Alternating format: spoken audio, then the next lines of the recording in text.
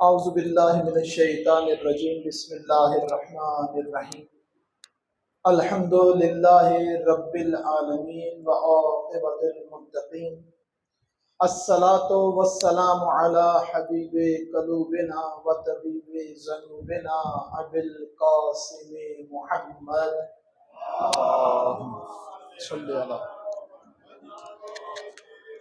وَأَهْلِ بَيْتِهِ الطَّيِّبِينَ الطَّاهِرِينَ الْمَعْصُومِينَ وَلَعَنَ اللَّهُ عَلَىٰ أَعْدَائِهِمْ أَجْمَعِينَ أَمَّا بَعْدُ فَقَدْ قَالَ رسول اللہ صلی اللہ علیہ وآلہ وسلم بسم اللہ الرحمن الرحیم حسین منی وأنا من الحسین صلوات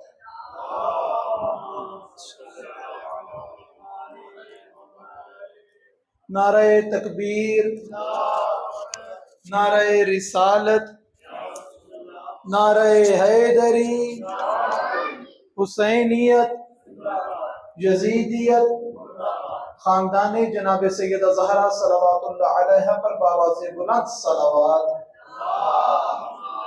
صلی اللہ محمد وآلہ محمد۔ سب سے پہلے دعا ہے بارگاہ رب العزت میں پروردگار آپ سب کا اس فرش عزا پہ آنا اپنی بارگاہ میں عبادت شمار فرمائے۔ اپنے دلوں میں جو دعائیں جو حاجات لے کر آئے ہیں پروردگار آپ سب کی حاجات کو پورا فرمائے، اور بانیان کی جو حاجات ہیں پروردگار ان کی حاجات بھی پوری فرمائے۔ واقعہ کربلا 1400 سال سے زائد عرصہ گزر جانے کے بعد بھی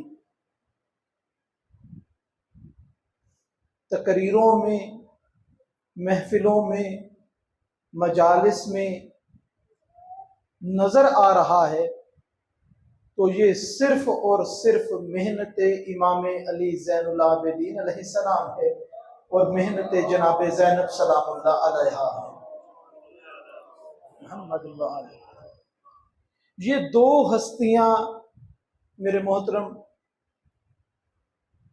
یہ دو ہستیاں اگر موجود نہ ہوں، ان کی تبلیغات کو، ان کی محنتوں کو اگر نکال دیں تو جو حال دروازہ بطول سلام اللہ علیہا کا لوگوں نے کیا اور جو حال غدیر خم کا لوگوں نے کیا، کربلا اس سے زیادہ برے حالات میں ہوتی۔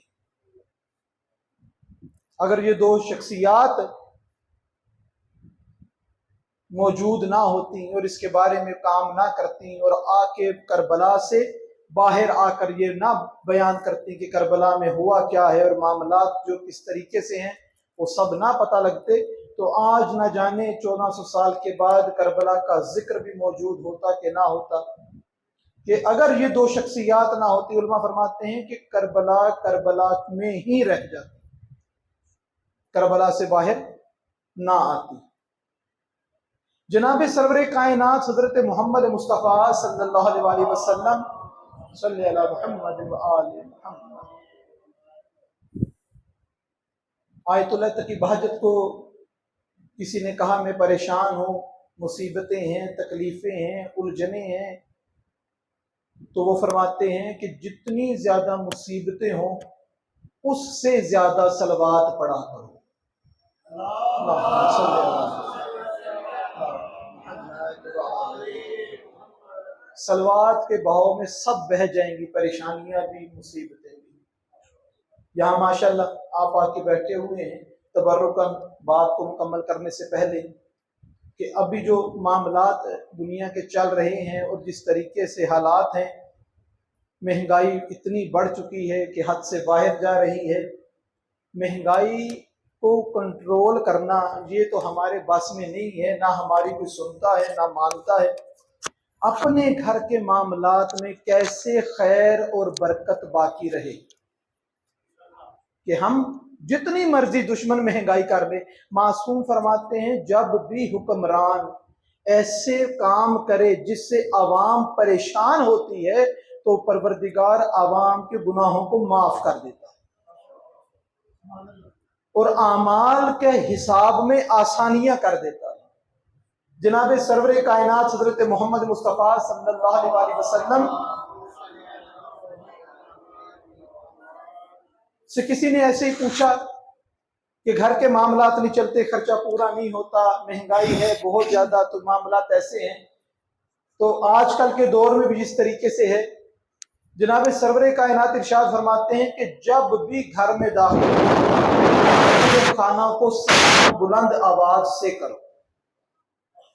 جب بھی گھر میں جاؤ اہل خانہ کو بلند آواز سے سلام کرو، سلام کے فوراً بعد سورہ توحید اور آیت الکرسی کی تلاوت کرو۔ پروردگار اتنا رزق عطا کرے گا کہ 7 پشتوں تک ختم نہیں ہوگا۔ اور اگر گھر میں کوئی نہیں ہے، میں گھر میں جاتا ہوں، میرے گھر میں نہیں، میں اکیلا ہوں، تو کیا کروں، کس کو سلام کروں؟ جناب سرور کائنات فرماتے ہیں کہ اکیلے ہو، سلام کا جواب دینے والا کوئی نہیں ہے، تو میری ذات پر سلام کرو، سورہ توحید کی تلاوت کرو اور آیت الکرسی پڑھو، پروردگار اتنا رزق اضافہ کر دے گا۔ صلوات پڑھے محمد اور آل محمد پر۔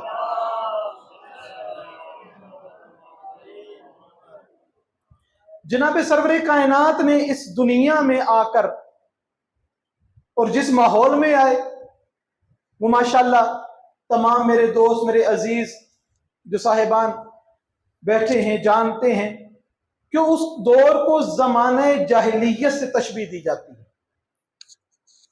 جہالت والا زمانہ نہیں تھا، جاہلیت والا زمانہ تھا۔ جو اپنے امام کے زمانے کے امام کی معرفت کے بغیر مرے گا وہ جاہل نہیں مرے گا، وہ جاہلیت کی موت مرے گا۔ ہوگا ڈاکٹر، ہوگا پی ایچ ڈی، ہوگا MBBS، تمام ڈگریاں پاس ہوں گی، لیکن معرفت امام نہیں ہوگی تو جاہلیت کی موت مرے گا۔ یہ فرق ہے جاہل میں اور جاہلیت میں۔ صلوات پڑھیں محمد اور آل محمد پر۔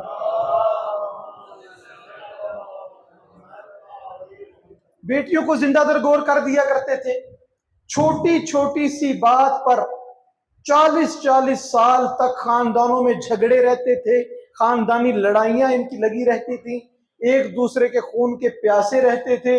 جو جتنا بڑا بدکار ہوتا تھا اتنا بڑا سردار ہوتا تھا۔ یہ سارے معاملات ماشاءاللہ آپ کے سنے ہوئے ہیں۔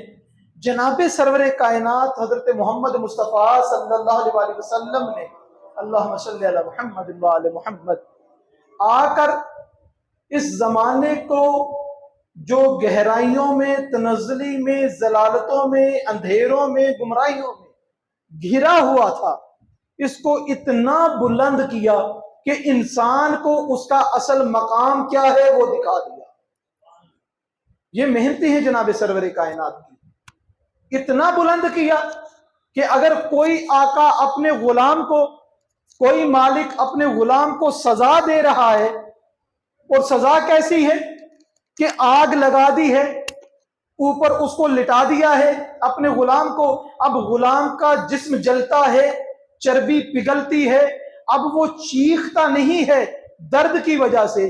جناب سرور کائنات نے غلام کا معیار اتنا بلند کیا کہ جب اس کی چربی پگھل کر اس کوئلوں پر گرتی ہے تو اس کے منہ سے، زبان سے نکلتا ہے یا محمد یا محمد یا محمد۔ جتنا ظلم مالک کر لیتا ہے لیکن زبان سے رسول اکرم کا نام ختم نہیں کر سکتا۔ یہ جناب سرور کائنات نے انسانیت کو اتنا عظیم اور اتنا بلند کیا، اور رسول خدا بتا کر گئے کہ میرے بعد ان کا کیا حشر ہوگا، یہ لوگ کیا کریں گے۔ وہ جو کمال جناب سرور کائنات ان کو دے کر گئے، جناب سرور کائنات کے فوراً بعد یہ تنزلی کی طرف آنا شروع ہو گئے، اپنے معیار کھو بیٹھے، اتنے گھٹیا ہو گئے، اتنے کم ظرف ہو گئے کہ علی امام سلام کرتے تھے اور یہ جواب نہیں دیتے۔ علی جیسے عادل امام سلام کریں اور یہ جواب نہ دیں کہ وہ معیار انسانیت کی پست ترین صورت۔ اور یہ یہاں پر ختم نہیں ہوئی، ये और तनज़ली की तरफ गए और अपने आप को गिरा दिया और अपने आप को जलालतों में, गुमराहियों में डाल दिया। इतने गिर गए कि नवासे रसूल को 72 शोहदा के साथ शहीद कर दिया। इतने गिर गया मैयार उनका।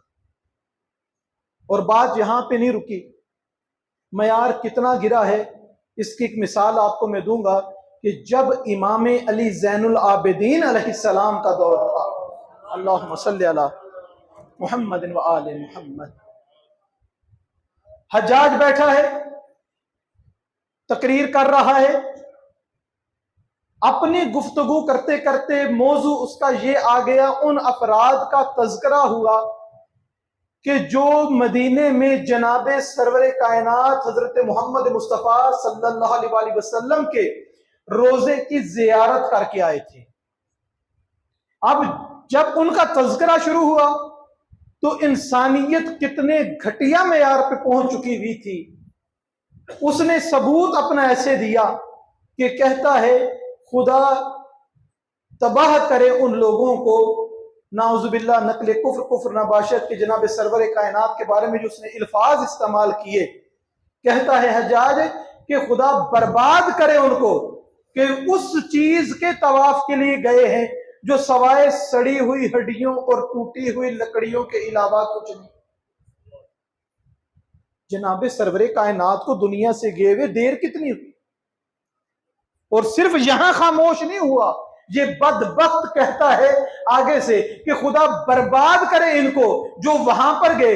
अगर तवाफ करना ही था तो हाकम के कसर का आके महल का तवाफ करते। याद रखो कि खलीफा जो होता है वो नबी से ज्यादा अफजल होता है। इक्तदार, कुर्सी, ओहदा ये भुला देता है लोगों के हक क्या बनते हैं, मासूमीन के एहतराम क्या बनते हैं। वक्त के नबी की इनकार करने पे लोग आ जाते हैं सिर्फ इक्तदार के लालच में। इक्तदार का ही लालच था हजरत इमाम हुसैन अलैहिस्सलाम के साथ जो करबला के मैदान में किया।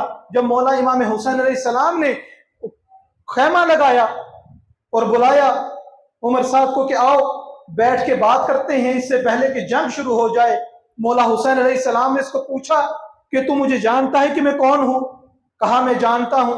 कहा मुझे बता तुझे पता है मेरे नाना का नाम क्या है? कहने लगा मुझे पता है। कहा तू मेरी माँ को जानता है? कहने लगा मैं जानता हूं। कहा मेरे बाप से वाकिफ है? कहा मैं वाकिफ हूं। कहा फिर सब कुछ जानकर क्यों इस काम में मुलव्विस होता है? तो कहता है कि यजीद ने कहा है अगर तूने इस काम को ना किया तो मैं तेरी फसलों को आग लगा दूंगा। किस कदर घटिया पैमाने पे इंसानियत खड़ी है। एक तरफ वक्त का इमाम है और एक तरफ मेरी फसलें हैं। मौला फरमाते हैं कि तेरी जितनी फसलें यहां पर हैं तो मदीने आ, तुझे इससे ज्यादा अता करूंगा। कहने लगा वो कह रहा है मेरे घर गिरा देगा। मौला ने फरमाया जो घर तेरा यहां पर है तू मदीने आ, तुझे इससे बड़ा अता करूंगा। कहने लगा वो मेरे बच्चों को कत्ल कर देगा। जब ये लफ्ज बोले ना मौला हुसैन अलैहिस्सलाम खामोश हो गए, उठकर खैमे से बाहर चले गए। मौला कह सकते थे कि तेरी औलाद की क्या हैसियत है हुसैन की औलाद के सामने, लेकिन मौला ने ये नहीं बोला कि मुझे अपनी औलाद प्यारी है मौला हुसैन अलैहिस्सलाम की औलाद से। क्या ये उसी नबी के वारिस नहीं जिनका गदीर में सब ने खड़े होकर कहा था कि या रसूलल्लाह आप हमारी औलादों पर भी ज्यादा हक रखते हैं, हमारी जानों पर भी ज्यादा हक रखते हैं, हमारे माँ बाप पे भी आपका हक है, हमारे माल पर भी आपका हक है। ये सब इकरार किए थे और आज अपने औलाद और माल और जान के लिए वक्त के इमाम को छोड़ के चले गए। सिर्फ छोड़ के नहीं गए, उनकी शहादत में मुलव्विस हो गए, उनके कत्ल में मुलव्विस हो गए। ये दौर इमाम अली ज़ैनुल आबिदीन अलैहिस्सलाम का। अल्लाहुम्मा सल्ली अला मुहम्मद व आले मुहम्मद। माशाअल्लाह बहुत बड़ी तादाद है मकतबे तशय्यो की सियालकोट के अंदर।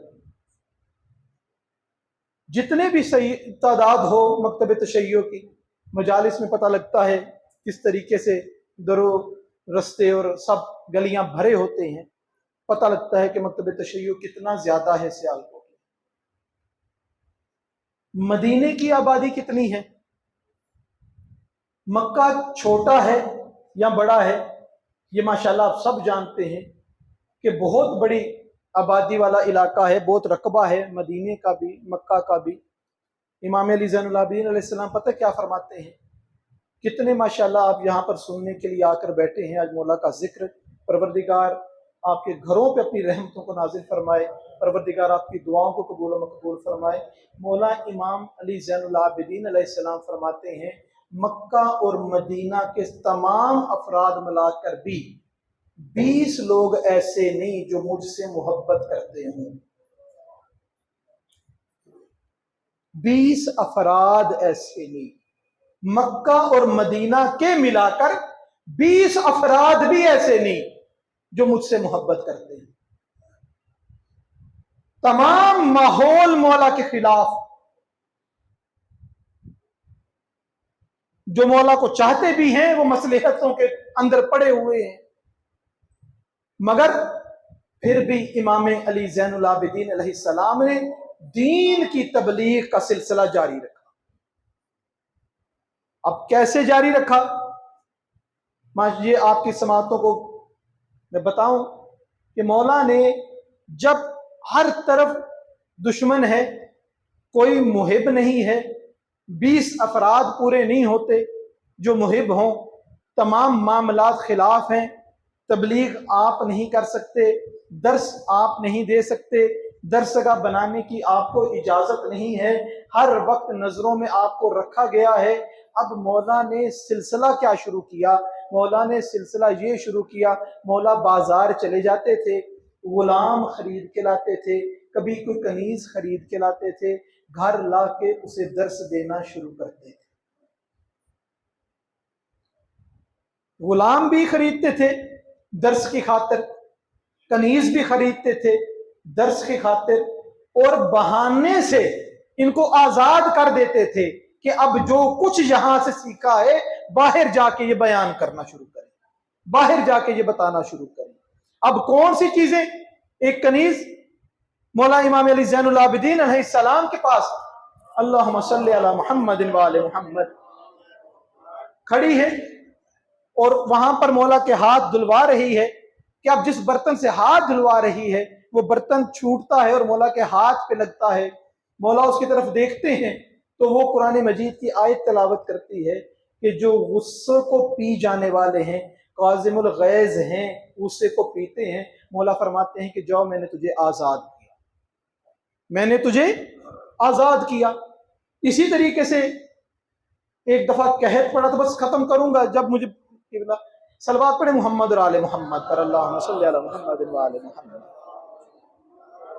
सिर्फ 2-4 मिनट की बिला बस खत्म कर। कहत पड़ा हुआ था, हर जगह पर खाने को कुछ नहीं था, पानी बारिश नहीं हो रही थी, कि एक शख्स ने देखा कि एक स्याह फाम हबशी गुलाम बैठा है और दस्ते दुआ बुलंद करता है, परवरदिगार से दुआ मांगता है कि उसके दुआ करते करते बादल आते हैं, बरसना शुरू हो जाते हैं। वो बड़ा हैरान हुआ कि ये कौन स्याह फाम गुलाम है, इतनी तासीर इसके अंदर, ये मैं देखूं ये गुलाम है किसका। उसके पीछे पीछे जाने लगा। अब गुलाम को नहीं पता मेरा पीछा कौन कर रहा है। जब वो इमाम अली ज़ैनुल आबिदीन अलैहिस्सलाम के दरवाजे पर पहुंचा, उसने कहा अच्छा तो इनका तालिबे इल्म है, ये गुलाम नहीं है। इतनी तासीर मौला के गुलाम को। गया अंदर जाके सलाम किया, मौला मैं आपसे गुलाम खरीदना चाहता हूं। मौला ने फरमाया याद रख, हम अहले बैत ने कभी गुलाम बेचे नहीं, हमेशा खरीदे हैं। और क्यों खरीदते थे? इसलिए कि आजाद करके ये रस्म खत्म की जाए कि गुलाम भी बना के रखा जा सकता है। वहां पर आए, सलाम किया, कहा गुलाम लेना चाहता हूं। कहा खरीद बेचने वाला तो काम नहीं है, अलबत्ता जो तुझे पसंद है उसे ले जा। अब वो सब गुलामों को बुलाया गया, उसने गौर से देखा, उसने कहा इसमें कोई गुलाम ऐसा नहीं है। कहा कोई गुलाम रहता है? कहा वो घोड़े के अस्तबल साफ करने के लिए मौला है, वो अभी तक नहीं आया। اس کو بلایا گیا تو اس نے کہا مولا یہی ہے، مجھے یہی غلام چاہیے۔ اس نے کہا کہ مجھے مولا سے جدا نہ کر۔ اب غلام تھا، مولا کی غلامی میں رہتا یا اس کی غلامی میں رہتا، جہاں پر رہنا ہے غلام رہنا ہے، یہ کیوں وہاں پر نہیں جا رہا؟ اس لیے کہ امام علی زین العابدین نے غلاموں کی طرح نہیں، طالب علموں کی طرح رکھا ہوا تھا، تربیت کرتے تھے۔ اس نے کہا مجھے کیوں اپنے مولا سے جدا کرتا ہے؟ کہا میں تجھے غلام بنا کے نہیں رکھنا چاہتا، میں نے تیرا اجاز جانتا ہوں، تیری معرفت جانتا ہوں، میں نے تجھے دعا مانگتے ہوئے دیکھا ہے۔ تو غلام دعا کے ہاتھ پھر بلند کرتا ہے، پروردگارہ یہ راز تجھ میں اور مجھ میں تھا، اب اس کو پتہ لگ گیا ہے تو پروردگارہ مجھے اپنے پاس بلا لے، میں یہاں رہنا نہیں چاہتا۔ بخار آتا ہے، غلام دنیا سے رخصت ہو جاتا ہے۔ امام اپنے گھر جس کو بھی غلام بنا کے لاتے تھے اس کی تربیت کرتے تھے، اس کو طالب علم بناتے تھے۔ بس مسائل پر میں نہیں جاؤں گا، ٹائم تھوڑا بس قبلہ آگے ہیں۔ صرف یہی بات ہے کہ امام علی زین العابدین علیہ السلام کو سمجھنے کے لیے انسان کو بابصیرت ہونا پڑتا ہے کہ امام نے تمام تر مخالفتوں کے باوجود اپنے ہدف کو نہیں چھوڑا، اپنے مقصد کو نہیں چھوڑا اور ترویج دین کو نہیں چھوڑا۔ اتنی بلند ترویج کی جو شروع میں جناب سرور کائنات نے غلام کو اس قابل کیا تھا کہ وہ جس کا جسم بھی جلتا ہے تو یا محمد کرتا ہے، امام علی زین العابدین نے دوبارہ سے غلام کو وہ معیار عطا کر دیا۔ صلوات پڑھے محمد اور آل محمد، صلی اللہ علیہ محمد۔